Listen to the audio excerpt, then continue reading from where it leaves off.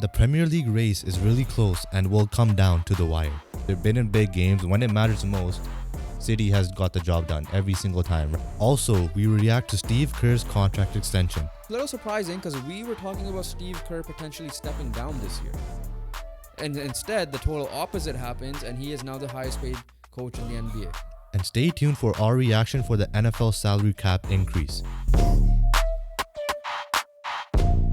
What's up, everybody? Welcome back to the BTR podcast. So today we're going to talk about the EPL title race. But before we get into that, please like the video and subscribe for daily sports content. But yeah, the EPL race. Starting off different, we were like, you know what? Soccer, we've neglected you enough. Let's get into it because it's going to be a tight EPL title race for sure, the way it's going between Manchester City, Arsenal, and Liverpool. Let's talk about Liverpool off the bat because I think they're going to be the biggest team to watch in this because, well, one, let's congratulate them, even though we're Man United fans. They won the Carabao Cup and they've celebrated like crazy, and everybody was making fun of Man United last year. So we got to say, well, there's double standards for sure. But yeah. I give Liverpool props because the amount of injuries they had outside of like Diaz and Van Dijk, I guess. And McAllister. But everybody else was young.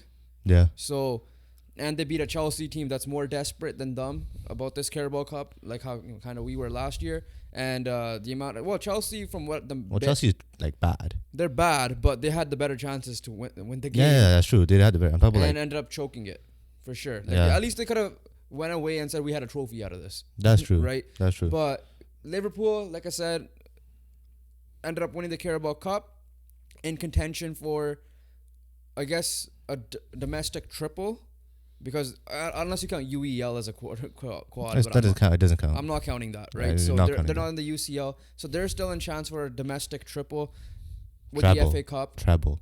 Sorry, treble. I gotta get my soccer terms right here. The treble. But let's get on with it. Let's compare the teams. As of right now, based on the standings, it is Liverpool at first place. They all have same amount of games played. 60 points, Man City's second, 59 points, and Arsenal's third with 58 points. If you want to include Villa, they're at 52, but I don't think it's a three-team race. It's a three-team race. Villa, you could say, is a outsider's puncher's chance. That's all I'm going to say. Yeah, but three-team race, these three will be the top three to finish off the year. And, starting off with Liverpool, injuries to Alisson, injuries to Mohamed Salah. So I have the list here. Right, and there's probably much more that I'm just missing. But those are the two big ones, Salah and Alisson. So Ryan Gravenberch got injured in this final, joining Mohamed Salah, Darwin Nunez, Trent Alexander-Arnold, Dominic Szoboszlai, Diego Jota, Curtis Jones, Joel Matip, Thiago Alcantara, Alisson. So your starting goalie, your best When was player, Thiago healthy for Liverpool? Either way, he's on the list, right? Like, that's crazy. Your starting goalie, your star player starting forward, your striker, I'll just say that your starting striker, up and down. Yeah, he has striker, double-digit goals, man. Your starting right back, you're one of your best bench players in Diego Jota probably, and and then you have like obviously depth. A lot of these are depth pieces as well, like major depth pieces compared to other teams. Yeah, so off the bat, their first place. You got to give credit to their goalie. I don't know. Kelleher played well today, obviously, so he could do the job. But again, you're not going to be playing Chelsea most part, right? Because the remaining on their schedule, they play Man City once. They're also in the FA Cup. You got to remember that. They're also in the UEL, the Europa League, which they'll probably alternate their squad because they're playing Sparta Prague in their draw that just happened recently. But they got teams like Nottingham, Everton, Brighton's a good one. Sheffield is obviously down there. Crystal Palace is mid-table. Fulham's mid-table. West Ham is like upper middle, I guess you could say. Tottenham and Villa will be tough because that'll be two of your final three games right there, and you close it out with Wolverhampton. So it's still So the thing is this, right? Like, the City game's a must-win.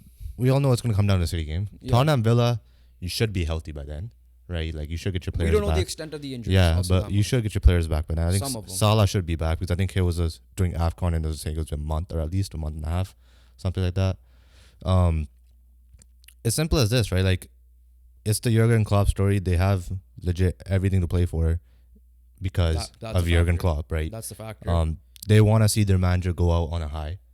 They're doing everything in their power to do that. They won the Carabao Cup. They're going to go all out for the FA Cup. They're going to go all out for the UEL. They're going to try to win as much as much as they can. Yeah. But on top of that, the Premier League is, not the cherry on top. The Premier League is the foundation. You got to win the Premier League. Yeah. Right. So here's the thing, right? Like I don't give a shit if you win the UEL or the FA Cup. They did this a couple of years Yeah. ago, right? They did a couple of years. They got the domestic double. But like this year's important. Yeah. This year's important because it's Jurgen Klopp's last year. You got to go out with the Premier League. Yeah. Yeah, so with Liverpool, that's the main thing. Can they overcome these injuries? I don't know how long Alisson's going to be out for. Kelleher can do the job, but I can't trust it. Like I said. Like, the thing is this, right? You have Van Dijk and Konate helping out, right? Those guys are healthy still. Yeah. Which, takes some pressure off Kelleher. It's a different story if those guys were injured too. Yeah. But yeah, so that's the Liverpool side of things. You got Man City. Oh, Man City. What's more to say? They're healthy now. Haaland's back. Played last game. De Bruyne's back. De Bruyne's been back. Back, yeah. The only person they have injured is Josko Gvardiol, but that doesn't really matter because you have Ruben Diaz, John Stones, Kyle Walker, and whoever else you have, because you have many of those type of players. For me personally, obviously everyone's going to probably say the same thing. City should win the title. Yeah. When they're healthy. Hey, they have Pep leaving in 2 years, so who knows? Yeah. So it should be City as long as they're healthy. At the end of the day, like City turn up for these big games. Yeah. Right. Remember Arsenal last year? Yeah. They had to beat Arsenal twice. They did that handily. Like they handled Arsenal. They play Arsenal and Liverpool, both of those guys. So that benefits them because you beat the team you're ahead of you. You're gonna jump them, right? You're already ahead of Arsenal by a point. You beat Liverpool and Arsenal. So you're set. Now the difference between last year and this year is they drew Liverpool once, and they lost to Arsenal already. So it's not like last year Arsenal City, right? So I'm not saying, like I said, I expect them to win those games. It's not that, right? We're talking about like when it came down to it last year. They had to play Arsenal twice. Yeah. They did it. Yeah, because the first game got like postponed. They did it. Yeah. Right? It's going to be the same thing, Arsenal-Liverpool. Are they going to do it again? They've proven that they can do it again. Listen, they have the depth. They have the experience to play both Champions League and the FA Cup. And literally, it's like last year because they were out of UEL or Carabao Cup early. But yeah, so they have Champions League, they have the Premier League, and they have FA Cup going on at once. They proved it last year that they could do it when healthy. They're the healthier squad than Liverpool. So by natural, I'm going to just pick that, right? Again, their schedule, like I said, they play both of those teams. They play, like them and Liverpool have a similar level competition. All three teams are going to play Man United. That should be an easy win for them three. Yeah. Obviously, Brighton is involved. Villa's involved. Hey, Villa could surprise somebody. Villa can, Villa right? Like Villa's no pushover. Yeah. Tottenham's always going to make it tough, especially against big teams. And yeah. Their closing out schedule is easier than Liverpool's, in my opinion. Yeah, but their March is... Their March is going to determine it. It's very important. Yeah. Their March and first, obviously, April 3rd game against Villa. Yeah. Like those 4 or 5 week stretch is gonna really determine the league. If they win all those games, they have the title. And I think it could be over by the end of March, personally. Yeah, I know it could be. Yeah. Arsenal though, you can't, except for that brutal performance against Porto. Premier League wise, in their last 5, they're 5-0. 2, 3, 4, 5, 6-0, I guess if you count it. Their last loss was Liverpool FA Cup, and then Fulham in the Premier League at the end of December. But again, to start off, they have in March, again, they're also Champions League. They have a big game on March 12 against Porto to come back in the Champions League. But Sheffield, Brentford, I expect wins. You got Chelsea, again, that's a rivalry game. It's going to be tough always. Man City is the determining game there. Then they have Luton. The 2 middle games in April is Brighton and Aston Villa. Tottenham in end of April, again, rivalry game. They close out easy with Bournemouth. After Tottenham is Bournemouth, Man United, and Everton. Yeah. Right? Yeah. Everton has fallen off again after they get the 10-point deduction. They went back out of it. They're back in relegation zone. So, yeah. And their health-wise, I think their main injuries are Thomas Partey still injured, I believe. Jurriën Timber's out. Tomiyasu, Zinchenko. So out of all these teams at the moment, the healthiest team is City. Yeah. Which is scary for everybody else. Exactly. And they have the most depth. So they could rest players when they need to. Yeah, Arsenal's injuries are more on the defensive side. Attacking-wise, like they still have Saka, they still have Martinelli. But again, they still have Trossard, right? They still have Kai Havertz. All these guys they still have their attackers. They're more defensively. But again, if you're comparing all pampered, three yeah. attackers, they're on the least of the three, in my opinion. And when healthy, Like front forces, like yeah, Asaka, Martinelli, they do lack a striker. I'll That is for take sure. Liverpool's front three over theirs. When healthy, keyword when healthy. Yeah, this year you could say that. You could say that this year. Then obviously City is City. Yeah. But yeah, so those are the three comparisons right now. I guess we'll talk. How much of a chance are you giving each team? I think we're both picking City to win the league still. Yes. How much of a chance are you giving the other two teams? I mean, it's a race, right? They're all 1 point off, right? They all have been incredible, like legit. Arsenal has 4 losses, City has 3, Liverpool has 2, right? Like it's a race. It's gonna come down to it. It's gonna come down to the wire. Like those Liverpool, City, Arsenal games are gonna be, the ones to watch. That is the title. That is the title. Yeah. As simple as that, right? Whoever wins those games is winning the title. Now, keep in mind, a draw is a factor here, right? Draws a factor. Then obviously, if that's the case, Then it's Liverpool has the edge because they're leading right now. Yeah. So They have the edge, but then again, let's see how. but at the moment it has to be City just because they're the healthiest. They've always done it. Honestly, it just looks like they're doing it for fun now. Yes, the ways they're doing it may not be, seen as credible, aka the FP shit. And at the 150. yeah. But at the end of the day, right? Like they beat Arsenal both times last year. They won the Champions League. They've been in big games when it matters the most. City has got the job done every single time, right? Even like 2 years ago when it became down to City Liverpool, City had to win the last game. They got it done even when they were losing 2-0 to Aston Villa at halftime. How are you gonna put in a ratio in 3? 60-20-20, 50 25-25. How are you doing that? So I'll probably go 50% City for the title. So you're 50-50 on them to win it. Then I'm gonna go probably 30% Liverpool, 20% Arsenal. Okay. So 50-30-20 basically. I'm gonna go heavier. I'll go 60 and 20-20. Like I'll give them the other two a chance. I think City are the better team. We all know this. Haaland's back. Yeah, right. Like they've been there, done that. There's nothing much to say. Nothing to repeat there. Let's talk. I want to talk Aston Villa slightly. I think that's the team we're gonna be rooting for the most, just to do the improbable. Again, it's not gonna be as improbable as the greatest sports story in history, probably. At least the ones that we watch in Leicester City. Aston Villa, though. Now, granted, they did lose to Man United, which does not give them any help because of how bad we are again. They play all three teams, which is why we're going to count them out instantly. How much of a chance are you going to give it? Because they're home to Liverpool. They're a tough team to play home. They're at Etihad and they're at Arsenal, if that helps. Yeah. They look about it. They win all 3 games. Somehow. They're first place if they if they win their other games that they're supposed to win. Yeah. So yes, they do have a puncher's chance, for sure. But yeah, them at Villa Park compared to away is different story, right? Like Arsenal lost them at Villa Park, right? I don't think Arsenal's losing it at that. I don't think so either. So if you were to put it in 4, you don't have to do the other people. Just how much of a percentage are you gonna give only Aston Villa? If you were to break it into 4, like 2. Yeah, 2. Okay. Yeah, I mean, for me, it's like it could be less than 1%, honestly. But yeah. Yeah, so obviously it comes down to which team's gonna be the healthiest, which team's big players will show up, and it's gonna come down to that. We've seen Arsenal bottle it before. We haven't seen them be successful since the Invincible era. We've seen Liverpool bottle it before as well.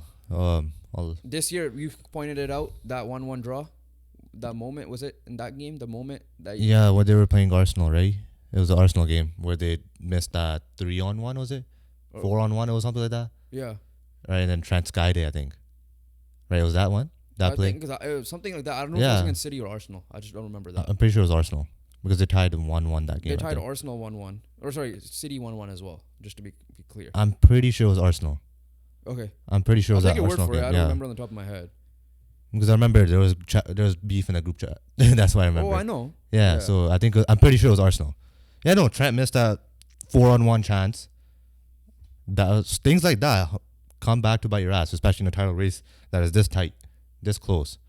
So a 4-on-1 chance that couldn't be converted into a goal. You miss out on 2 points. Key 2 points. If you have those 2 points, you're 2 games ahead of Arsenal. Yeah, so they did hide 1-1 in December, and they lost 3-1. Yeah, it's the Arsenal one. It's they Arsenal lost one. 3-1 recently. Yeah. Liverpool, to be exact. Yeah, they lost yeah. recently. But yeah, so it's ultimately going to come down. We've never seen City really choke. That's the thing. City's the usual one coming back. Or they have a top 3 coach of all time, for sure. City's the usually one coming back. Yeah. Right. And Like, again, this time they don't have to make a bigger comeback like last year. Last year they had to make a bigger comeback on Arsenal, where everybody thought the title race was over. And like I said, it's the Premier League. It's never over. That's why we give Aston Villa a puncher's chance. Only reason why. But yeah. So that's our thoughts on the EPL race here. Champions League second leg. I don't think it's this week. It's coming the week after. So we'll talk about it more so then. A couple of international news right now. The CONCACAF Women's Gold Cup is going on. So that I didn't know it included South American teams. Apparently it does. I don't think they have their own CONMEBOL, I guess. So that's going on. We'll have Canada in the background winning against Paraguay. So we'll do more research on it. Talk about it a little bit next time. U20, we got to talk about it because Jeevan's involved. Unfortunately, did not play the second game because I think it's because of the yellow card. Again, this is not confirmed. This is just us speculating. But yeah. Either way, this tournament is just for them. They should top the group easily. It's to qualify for the qualifiers. Kind of like what Canada did, the senior team did to get to the Ocho. Yeah. It's essentially the same thing. They have to qualify. And then in the summer, I believe they will have to come top 4, so semifinals in the whole tournament to qualify for the World Cup next year. But overall, great performances. 8-0 the first game. I think this one was like 4-0. 4, yeah. 4. It was a hat trick and a goal. Yeah, so 4-0. So noticeable things for me in this thing. Obviously, the competition is much different than the U17 has played. So it looks easier to say that they have better strikers for sure. Yeah. But again, you're playing Dominica. You just played. I forgot which island that was. Saint Vincent and Grenadines or something. Grenadines. Yeah. And then they play Trinidad, the host, which is it's not going to be easy. So we got. But yeah, no. The difference is like we've seen these guys have no remorse, no mercy. They put the ball in the net no matter what, as much as they possibly can. And yeah, the 8-0 game could have been even more. The 4-0 game could have been even more. Yeah. Don't get me wrong. The competition is different. It is definitely weaker. Yeah. But you gotta give credit where credit's due. Those U20s are just don't bottle it. don't bottle it. Yeah. They're looking good. Outside of that, we'll quickly look over the European side of things. EPL is again the biggest one we focus on. Do you want to talk about Man United quickly? Yeah, they suck. Right when we thought they were returning. Yeah, they're back injuries, and here's the biggest issue, right? Ten Hag's system involves pressing and all this stuff, right? The players don't want to press. They don't give a shit. Like, that's what it shows. That's what we're seeing on the pitch, right? And then Ten Hag's too stubborn to change the system because the players don't want to do it. So it's both ways, right? It's coach and players. Yeah, they both suck. Yeah, no, like for me, it's simple. Everyone's to be the blame. But again, changing a manager, how many people saying after having 1 year of success and then having a down year. Because look, last year Klopp struggled for most of the year, right? And he had many injuries throughout all the way. Same thing for me. I understand it's a new regime in with a new ownership. I still don't think you get rid of. I think you have to get rid of. At this point, you can't get rid of another manager. Simple as that. The thing is, right, like, you got to get through the adversity with the same coach, right? Like, Arsenal did that with Arteta in Arteta's early tenure. Klopp early wasn't great, right? They don't just sack him, right? Ten Hag was incredible in his first year. He was. He genuinely, like, nobody could say he wasn't. Yeah. And right now, he's struggling in the second year. You just sack him. That's what happens every year. He did that with Jose Mourinho, who finished, I think, in the second year. First year had a treble with, like, a Carabao Cup. A fake treble, but with a UEL, a Carabao Cup, and something else, I think. Community Shield. Second year, he finished second in the league. Even though he was like many points behind first. Yeah, but it was behind City, yeah. And then the third year, he got let go because, they weren't doing good. Yeah, I mean, again, Mourinho's a different story. No, it's the same thing, right? No, I'm just saying Mourinho, it's the same cycle. It doesn't matter. Mourinho's just a bad example to use now because he does it for all the teams. But you could have easily said it for Van Gaal. You could easily said it for Ole. So it doesn't matter. For me, again, finish out the year. Just get Europe. And hopefully the overhaul of the team happens. And we'll go from there. Last thing we got to talk about before I mention just how the title races are going for the other thing is that Xabi Alonso, I saw a report, not sure how true it is, could stay with Bayer Leverkusen for 2 more years of his contract because Ancelotti could leave and he might want to coach Real Madrid. Again, the bigger club over Bayern Munich and Liverpool. And again, a club he also played for. So it's gonna come down to all 3 clubs that he plays for. Eventually, if he wants, if I'm him, I'm going to a bigger club right now. Like you have 2 of your former clubs that want You have to. I think do it, you gotta test yourself. and then Challenge eventually, yourself. yeah. Listen, 2 years later, if you have to take that job, you take that job later. But for now, I would suggest him to leave because to take that Real Madrid job, I think prove that you could coach a big team, right? Like I get it. He wants to stay, maybe develop a little bit more as a coach. He has every right to do whatever he wants. But what I'm saying is like we've seen coaches, and you've mentioned it many times. Right now, Tehanic is slightly struggling, but we've seen Graham Potter. We've seen coaches that did not coach big clubs go to a big club and not do well because they couldn't handle personalities like that. Maybe it's best for him to go to a big club to deal with all the tension and all that stuff and then get the Real Madrid job. But again, he's open to do whatever he wants to do. But yeah, that's a possibility out there that I honestly forgot about until I read that as well. That is true. But okay, let's go quickly. Right now, okay, beloved Girona has dropped to 3rd place. It's over for Girona. So right now it looks like Madrid should win it, but it's 65 to Barcelona 57. Girona's at 56. All right, and I'm not counting Atletico at 52. So I think that's that one. It's Madrid. It's Madrid. I think the one where everybody's keeping an eye on is is Bayer Leverkusen gonna pull off a Dortmund? Because Dortmund had a big lead last year too, I think, relatively around the same points and choked. Was it this big? I don't know if it was this big, but 8 points. I don't think it was 8 points. maybe like 5 or 4. to 8 points. Let's just say that. I'll say like 4 or 5 maybe. Yeah, but at this point of the season, I don't remember. But yeah, right now, Bayer Leverkusen 61, Bayern Munich 53. That's big. Are you gonna count out Bayern Munich? Yes, because Tuchel's still there. Okay. Right? Kane is there. Kane is a curse, right? I'm not knocking Kane the player, And right? Dyer's there too. Like they can't take the Tottenham away from them, Yeah. right? It's stuck. Tottenham is in their blood, and they brought it to Bayern Munich. Inter Milan 66, Juventus 57, AC Milan 53. Last year's champions, guess where they are right now? Yeah, they suck. They're really bad. They're like 9th or something like that. They're 10, 7, and 8 with 37 points at 9th. Yeah, you got it spot on. Yeah, I don't even. Your favorite Italian team. Yeah, Napoli. They've been struggling. All right, a lot of Osimhen drama, right? Early on, yeah. Yeah. They lost Kim and Jae, so it could be a big factor there.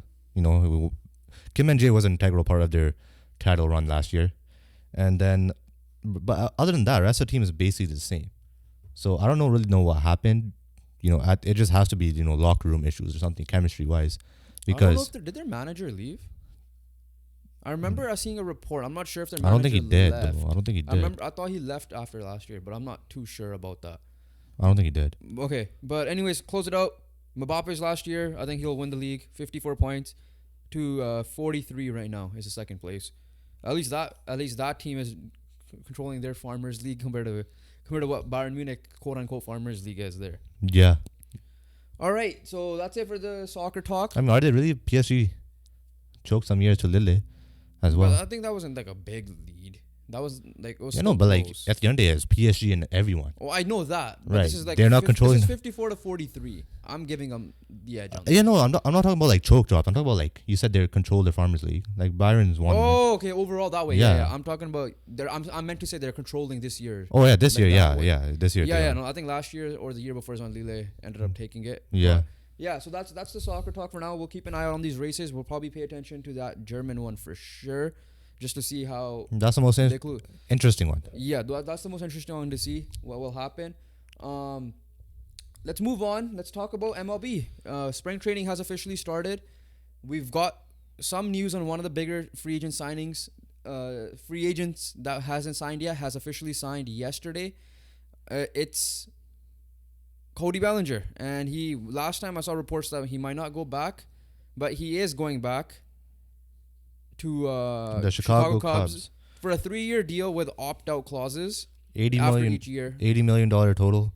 So that's around like 26. But based on this, the contract is laid out. Is Cody Bellinger's salary on his deal? 27 and a half. Right? I don't even know math.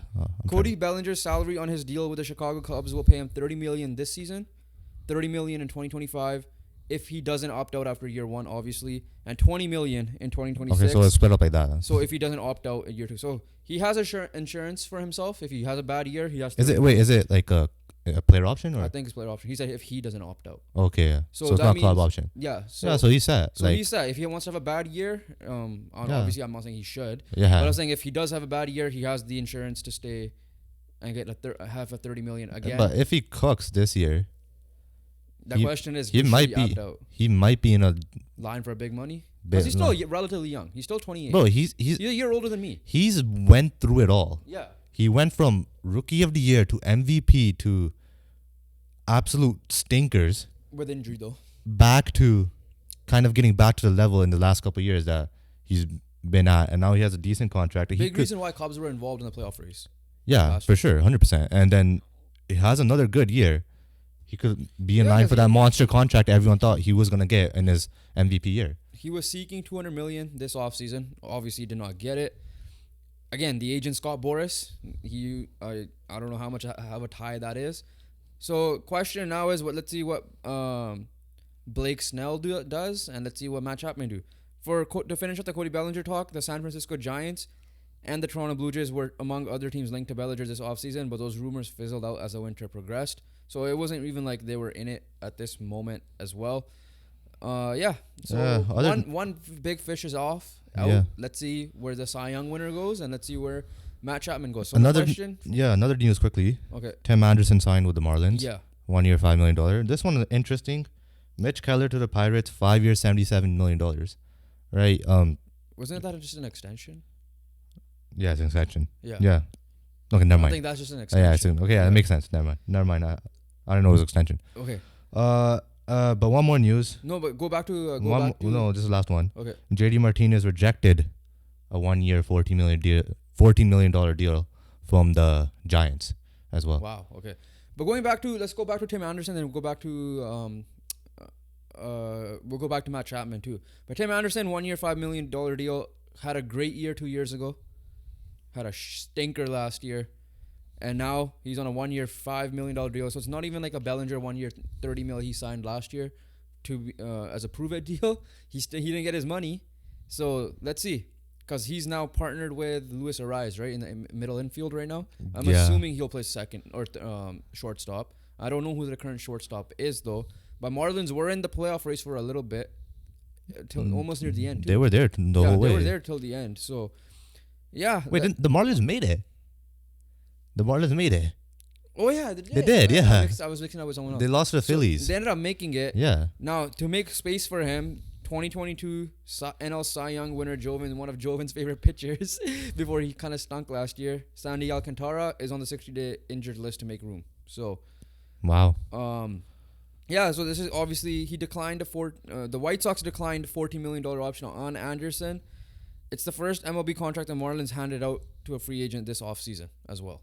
Yeah. So okay, when it comes out of Tim Anderson, it's hit or miss. It really is, right? Not good defensively. You have injuries of impact there, right? You have obviously his fights with Jose Ramirez, but like his impact's gonna come for the bat. If the bat's not going, he's gonna have no impact. As simple as that. So it's really hit or miss. I do believe that it's a great signing for the Marlins just because you take a chance on a guy who can be an all-star again with legit minimal cost. So. He's in a tough division. He was in the weakest division in baseball before. Yeah, no, it's a tough division. He's in one of the tougher you divisions. got the Mets. No, not the Mets suck though, right? Braves. You got Braves. You got Phillies, and then you got yourselves. The Nationals suck, and then the Mets should suck. But still one of the tougher ones. Like yeah, it's one of the tough ones. Yeah. Going back to Matt Chapman, because we are Blue Jays fans, we gotta link it. If the Blue Jays offered a similar contract, let's say 25 and a little bit less. Let's just say it's 70 million or whatever. Instead of the 80 million, would you give that contract to Matt Chapman? If you change player option to club option, yes, I would. Okay, he's getting the player option. But because keep in mind, he's also a Scott Boras. I'm giving him 1 year. I can't like Bellinger at the end of the day deserves 3 years. Bellinger deserves it. Right, like 2 years in a row, Bellinger has done it. Like done pretty well in the last couple of years. So Bellinger deserves those 3 years. Chapman does not. Chapman was dreadful these last 2 years. Right, ever since he became a Blue Jays, he hasn't done anything other than field.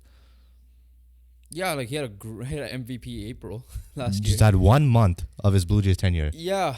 That's it. The year before he was fine. I thought he was one of the more He wasn't- underrated guys. He wasn't as good as he can be though. Still, Yeah, but He didn't play to his level. He was coming off an injury, I think, that year before. Yeah, that's fair. And the A's sucked. So yeah, last year you were hoping that he took that jump. but we didn't get the Matt Chapman that we expected to get. Yeah. At all as a Blue Jays fans, right? As a No, Blue for Jay, sure. yeah. So we'll see. Like I'm still willing to. I'll give him that 3 years. Like we're not saying Matt depending Chapman. on the money. We're not Depending on saying the money. we're not saying Matt Chapman gotta be like Vladdy MVP or Bo Bichette last year, right? Matt Chapman is not that type of player. He's not that good, anyways. But he is much better than what he has displayed as a Blue Jay. Oh, for sure. And listen, I'll give him the years, the clauses, and all that. I just want obviously the money to be less. Again, money in baseball doesn't matter too much. But yeah, like, I wouldn't mind bringing him back at this point. He knows the team. He has a camaraderie. We still have the defense, at least. Yeah, I mean at this rate, I personally wouldn't give him 80 million. Yeah. I would say like 60 to 70 million. Sure. well, I would even come that. I would give him. Yeah, I agree with you. 1 year is what I It would has want to to be. give him. Or like a 1 and Just 1. chuck him on 1 year, 20 million. He should be happy with that, and he should be lucky he's getting that. Yeah, so we'll see what happens. Again, it looks like he might be a Mariner. If that's the case, I don't want that. I'd rather have him on our defense at least. I'd rather have I'm him concerned. because what else do we have? That's my point. Like we're really banking on Vlad. At least We're banking on Vladdy to be an MVP again. We're banking on Bo Bichette to do what he did last year. I'm begging on Varsho to be hopefully better than he was last year. Again, Offensively. Varsho might be another Chapman, Yeah. right? Same situation. Trade Yeah. for defense purposes. Listen, I'm still buying the Varsho stock. That's just me. But with Chapman, You also buy the Chapman stock, and I'm not buying the Chapman stock now. yeah, no, you bought it last year, or Well, last year it didn't matter too much.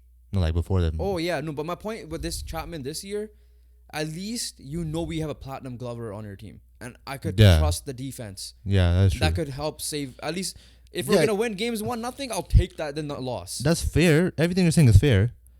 The reason why it's fair, you have nothing else.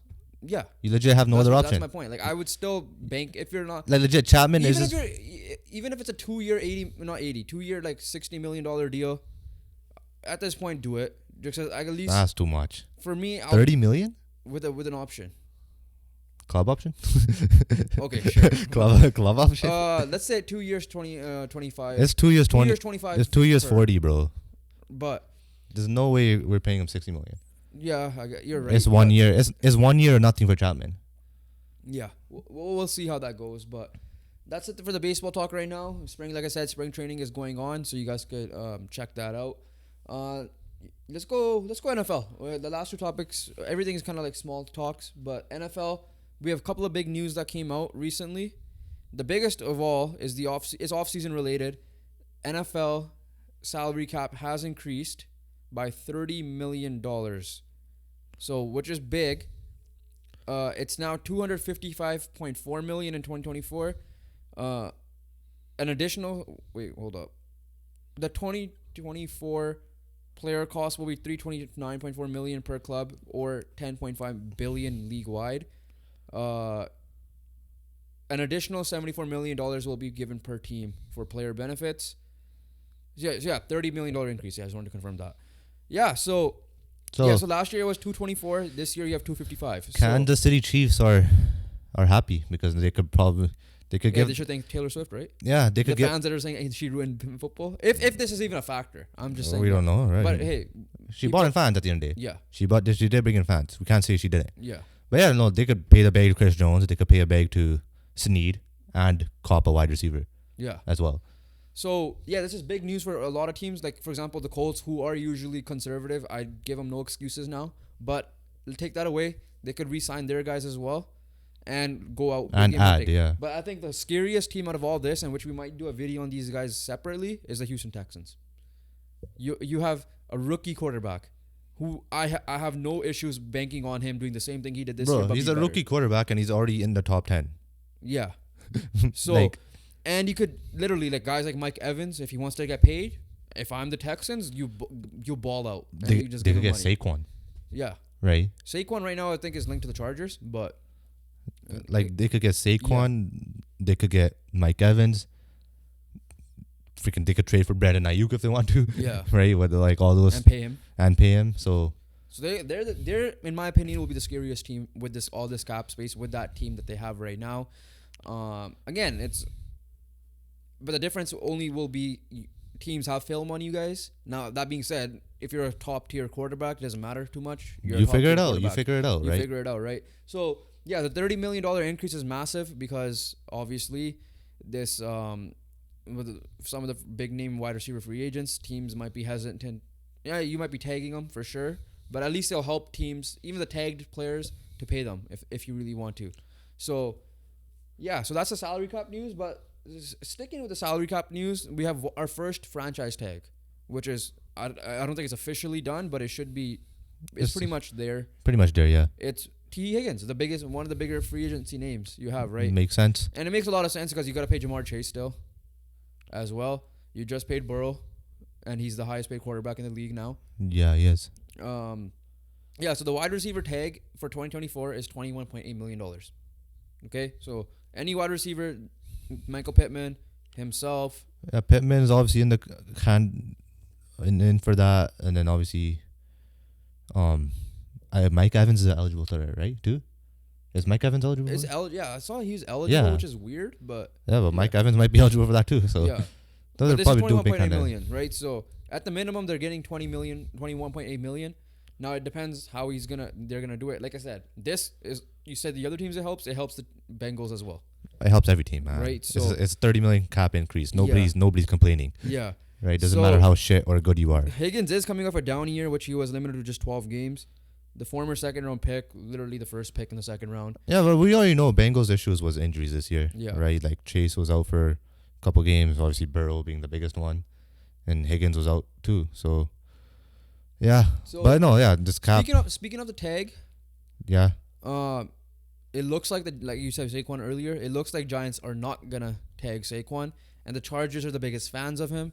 You do have Greg Roman there, so Chargers fans might not be happy with that, but you know how he ran his offense in Baltimore. Austin Eckler is a free agent, so that's probably why. I thought they have Eckler, so what's the point? But then I realized he's a free agent. So that's the two news of tag related I have seen so far. Yeah, I saw they're- a report that the Colts will tag if they can't extend Michael Pittman. So we'll see about that as well. So yeah, it's gonna be a fun offseason for sure. The combine begins today on Monday. So I think it's for the week. So you could check out the draft prospects, how they're gonna be as well. Who's gonna participate, who's not gonna participate. I saw Drake May launch a 84-yard pass, hit the crossbar of the field goal thing. So Yeah. there is arm talent there. We'll see. Again, we'll ramp up the NFL talk closer to the next couple of weeks. I mean, the tags are coming in soon, right? It's almost March, right? That's when Yeah. and then like I think around March 15 or something like that, around that, it should be free agency opened up. And then you have the tampering period as well, 2 days before as well. But yeah. Last bit of news, little bit of a surprise, but I guess not really. With all the positions being filled up, UCLA is hiring Eric Bieniemy as associate head coach and offensive coordinator. Associate head coach is his assistant head coach. This is obviously coming after Chip Kelly left UCLA to be the OC for Ohio State. And yeah, so and I think they promoted the OC, I believe. Okay, yeah. So Bieniemy, it's weird. His story was just 2-year deal. like I don't think Bieniemy was terrible, but at the end of the day, Washington wasn't a good spot. It wasn't. They were ranked 25th in points per game and 24th in yards per contest. Yeah. Terry McLaurin, who I believe is the underrated number one in the league, wasn't targeted enough. No. And yeah, so he is a California native. Let's see if this proves something. And Yeah, no, but like, yeah, it just all came down to like him just leaving the Chiefs job for the Washington job, I guess. he fell for the talks that he ain't gonna get a head coach job because it's Andy Reid. And unfortunately, at first it looked like he was gonna be proven right because how good Sam Howell looked and how bad the Chiefs looked. Ultimately, Just stories flipped, It and flipped, one yeah. team ended up winning the Super Bowl. another One- team went on like a 15-game losing streak. Yeah, so yeah, I feel bad for the guy. He should have never left the Chiefs for sure. Eventually, let's see. Like it's not really, it's his own doing, but it's not really at the same time because, he's done well. Obviously, as the Chiefs, he took a bet. He bet on himself. he bet on himself. He listened to the reports, Yeah. and it backfired on him. So it is on 50-50 on It's him. 50, and on- yeah. But at the end of the day, like we still believe that Bieniemy is a great coach. At the end, Yeah, a great coordinator at least. We gotta. See, I guess it depends on the. Let's see. Hopefully, he's not gonna get a head coaching job anytime soon now. Probably clearly. not. Yeah, So we gotta see him being OC back in the NFL, probably even early as next year because can be. Yeah, changes are always gonna happen. So we'll see how he does with another team. But again, like with maybe a better quarterback, but he made that quarterback look good but didn't use the weapons properly, unfortunately. So yeah. that's the news there. Let's finish off with some NBA and NHL. Let's go with the NBA. Small news. It's a little surprising because we were talking about Steve Kerr potentially stepping down this year, and instead the total opposite happens, and he is now the highest paid coach in the NBA. 2 year, $35 million contract extension at $17.5 million per year. Kerr will be the highest paid coach in history, obviously overtaking Spoelstra, who recently signed it, Greg Popovich, before that Monty Williams. Yeah, like Kerr deserves a contract for sure, but then the way the Warriors have looked this year, you thought it might have been time to move on. But I still believe that's the yeah, case. like it was. Should be the case. It should be time to move on, but at the same time, you can't say that Kerr doesn't deserve to be the highest paid coach ever because of the incredible job he has done, right? Like he deserves to be in conversation. He deserves to be the head coach of USA, like he was in FIBA. He was at FIBA, right? Yeah. And then I think that Kerr deserves to be up there. He does. Yeah. Yeah, it's a weird subject because like literally see Warriors fans on Twitter going like fire Kerr. His rotations aren't the greatest, or like how he assigns the minutes to the players and stuff like that. And yeah, like obviously it's backed by how they Yeah, struggled. like that's fair. Like that's why it's so 50-50. Because at the same time, but what we have seen Kerr done at the same time was incredible. Maybe he wanted to step down, and the Warriors are like, nah. Joe Lacob's like, yep, no, we'll give you the money. Yeah, that's true. It's too much money to turn down. Like, I don't blame him. I was on the boat. Like, yeah, it might have been time to move on. I'm on that boat too. Yeah. Like I'm still on that boat.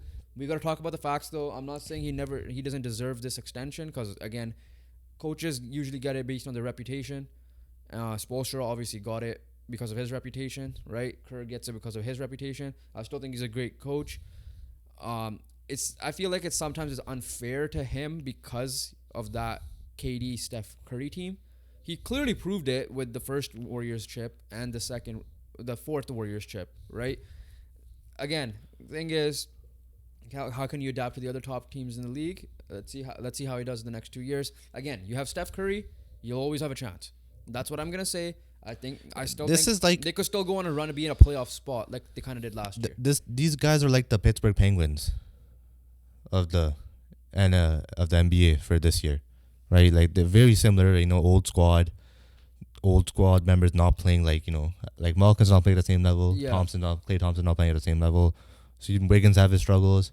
We've seen the Draymond Green drama, right? Yeah, I guess the thing with the Warriors is they still have Trace Jackson Davis playing, who was their second round pick, and Brandon Podziemski. Still can't say his last name. Pods. I'll just say Pods. BP AirPods, I think is his nickname too. But yeah, so like at least they have some youngins doing well.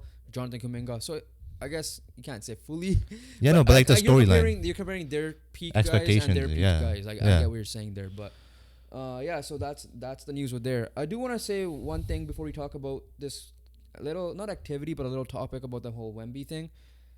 The Miami Heat obviously they had a fight. Najee Marshall against the Pelicans. So Najee Marshall and Jimmy Butler got 1 game. Jovic got 1 game for coming off the bench and not fight anyone, but came off the bench when you're not supposed to. And it was Jose Alvarado and Thomas Bryant got 3, right? But my question about the Heat is this: Jimmy Butler tweeted, "It's time," right? We've always said Jimmy Butler is a superstar when it comes to playoff time, but how much are we overrating this? Because at the end of the day, he's not a champion, right? Yeah, so he always does this. He'll do, and he's right. He'll take his squad over any team. But at the end of the day, he hasn't won the big one. And when it comes to the finals, yes, it was 4-2 with the Lakers, but that game 6 was brutal. And then last year it was 4-1. 4-1, yeah. Yeah, against the Nuggets. So your thoughts on that? Like, are we overrating him too much? Which is why I never declared him as a superstar, top to bottom. Yeah, no, like superstar. I would say no. But one thing I could say is that we're like, it might be something that Heat themselves, Butler himself, and obviously us fans as well, rely on too much, right? Because at the end of the day, like when you're always doing the same thing, you're always playing with fire. Yeah. Right? And there's gonna come a time where he's gonna have a stinky playoff run. Yeah, which was that Bucks when the Bucks won it. They got swept by the Bucks. Yeah, so does it? You can't say like we can't be for sure, right, until he actually does it. He actually does it. So that's my point, right? Like we can't be convinced, right? Like at the end of the day, like last year, what he did was incredible. Don't get me wrong, but it did come out of nowhere, Yeah. right? Like Jimmy Butler does turn up in the playoffs. Or We close to can say playoff that, time. or close to playoff time. We can say that, right? But can we say that confidently every single year? No. No. Can Like, we I say get that? it. Can we say that confidently every single year that he will take this Heat team to the final?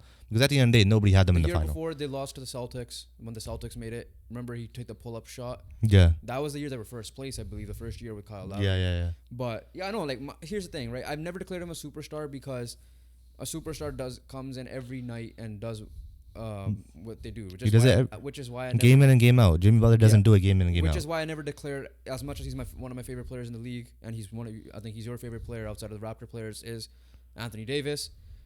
Which is why I know you declare him a superstar. I don't, or we'll have a whole different pod about what a superstar is in our opinion, because it's very, very opinionated amongst definition wise, is open to everyone. Is that like, yeah, he can he do it by himself? The question is, so far it's no, right? Because year in year out, except for that Pistons team, I think every year there has at least been one superstar and one backup.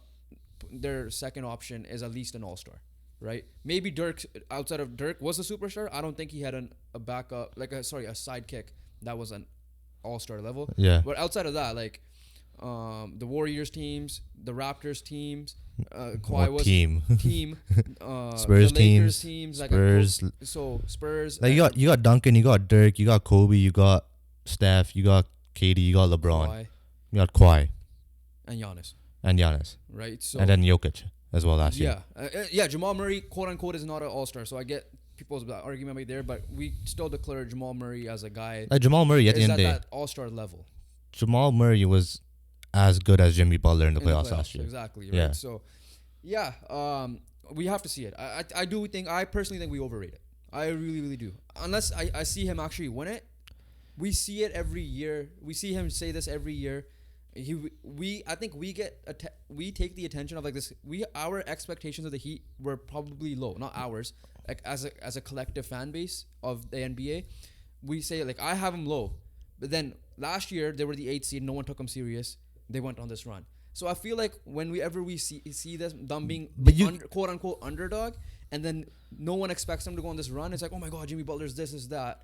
This year we're expecting it. I've changed my thing. I don't like, believe them as a team. We need like all I said this year was I don't care what the Heat do in the regular season, as long as they make the playoffs, they have a chance. Yeah. Right. But you have to win it. But I'm expecting that to happen. Yeah. I didn't expect that last year. Yeah. The year before they were 1 seed, whatever, I kind of did, but then obviously the one in the bubble year, nobody expected that either. So it's become a story now, right? Whereas the last few years, it came out of nowhere. So there's an expectation that Jimmy Butler is going to be a superstar in this playoff run. Again, we can't take away what he did. Yeah, no, we can't sure. say. I don't think we could overrate it because he hasn't crumbled really.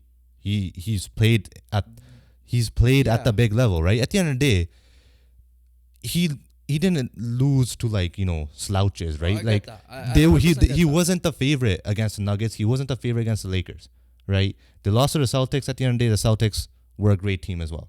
But this year we gotta say okay, if you're gonna say this, you have to finish the story. No, but the thing is this: now we've seen it 3-4 years, right?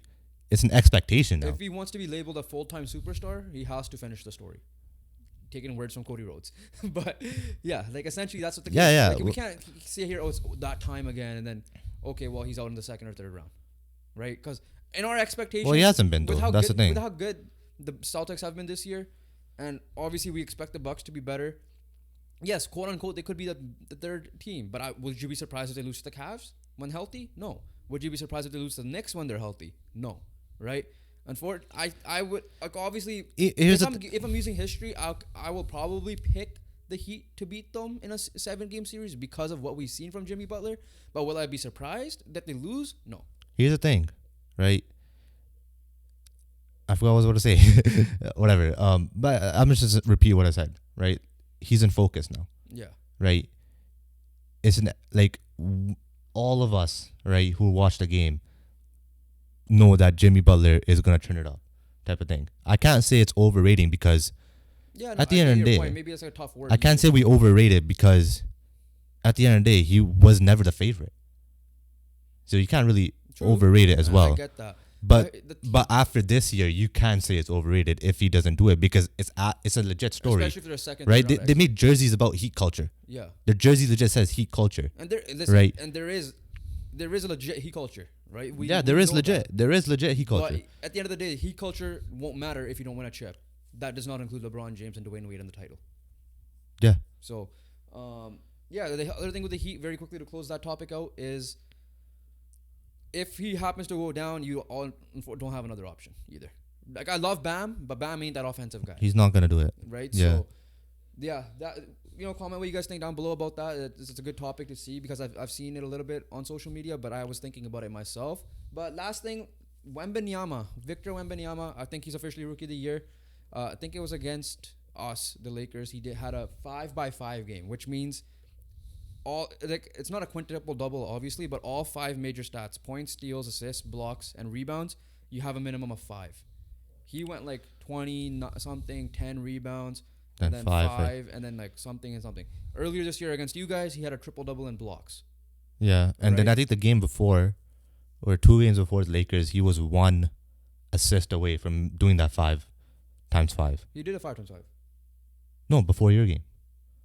Oh, the game before the Lakers. Yeah, he was 1 assist. He was 1 assist. He got the 5x5. Yeah, I know that. Yeah, I'm talking about he was 1 assist away from getting that. So he could have done it in back-to-back games. Yeah, I think this is with how rare. I'm surprised it's that rare. I'll be honest with you.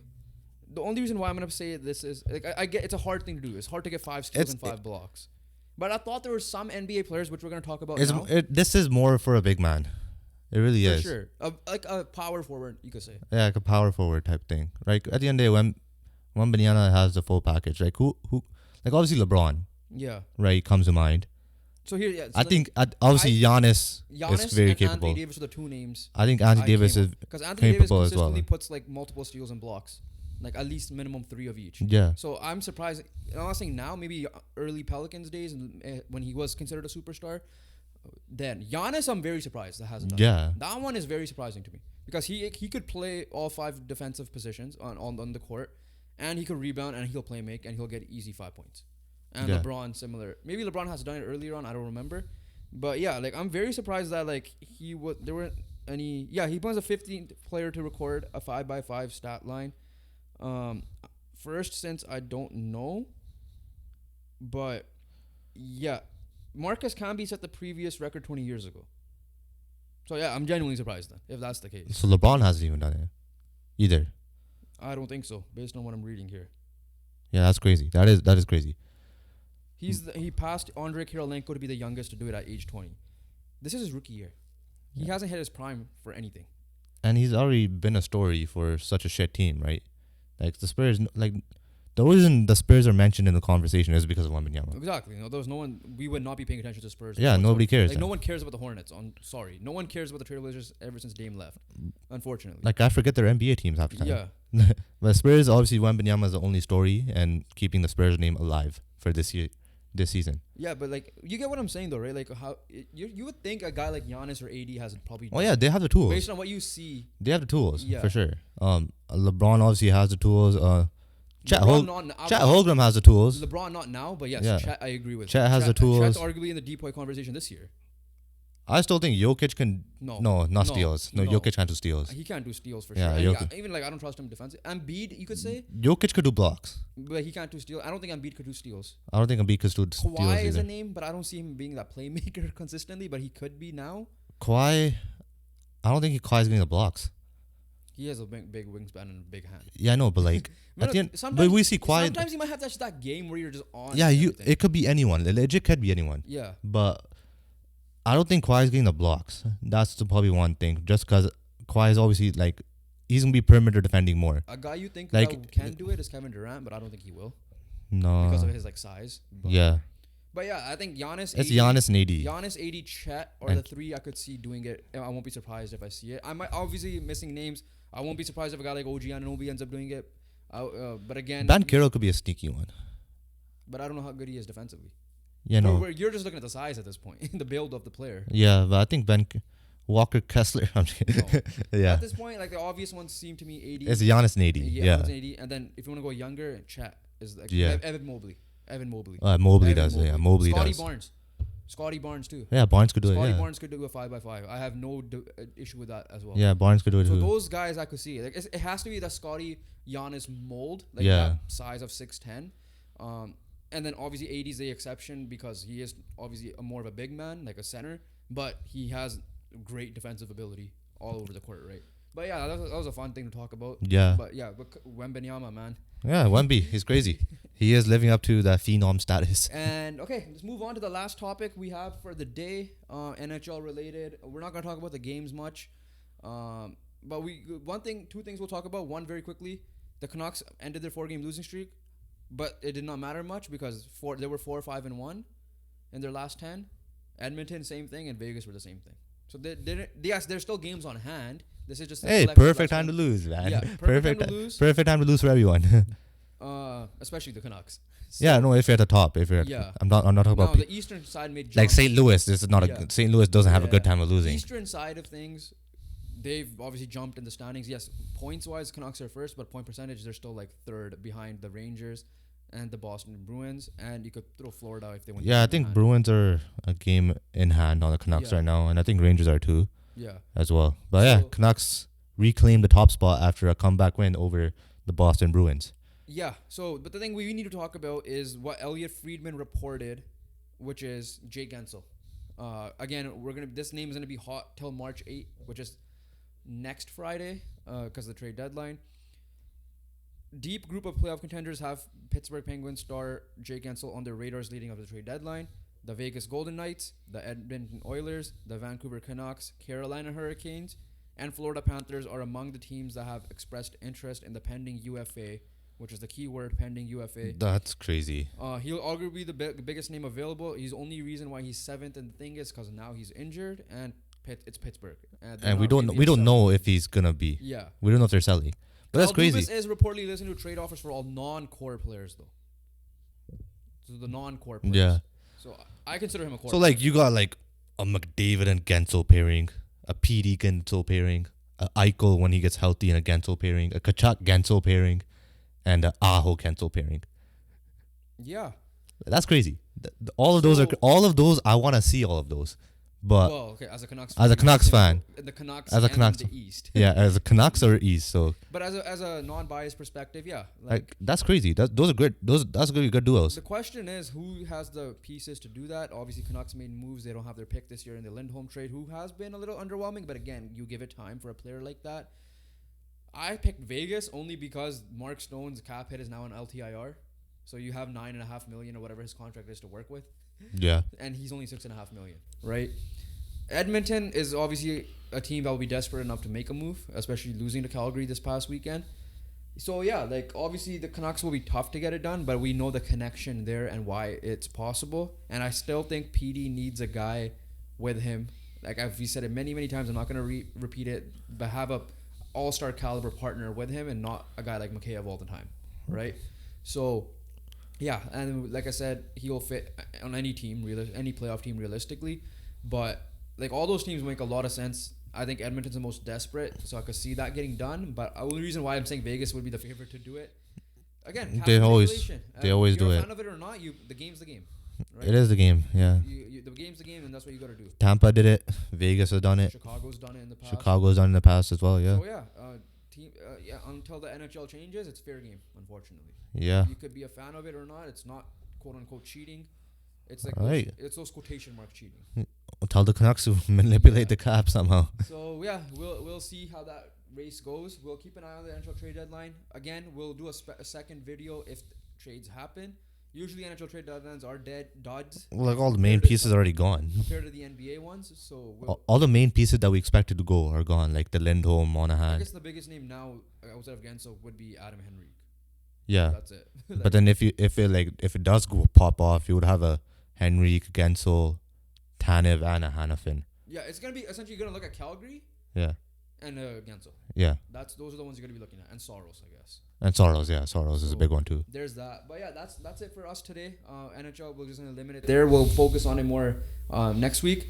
But make sure you guys like the video, comment, and subscribe.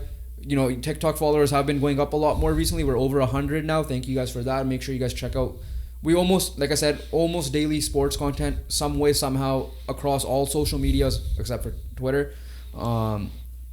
That being said, we have a guest. We recorded a video with a guest about sports. You guys will see that most likely on Tuesday. So make sure you guys check that out. Hit the subscribe button. Click that bell so you can be notified when that video comes out. Exactly. We're still learning this YouTube thing. Yeah. It's going. So make sure you guys click that bell to get the noties on. And other than that, we'll catch you guys on the next one. Peace.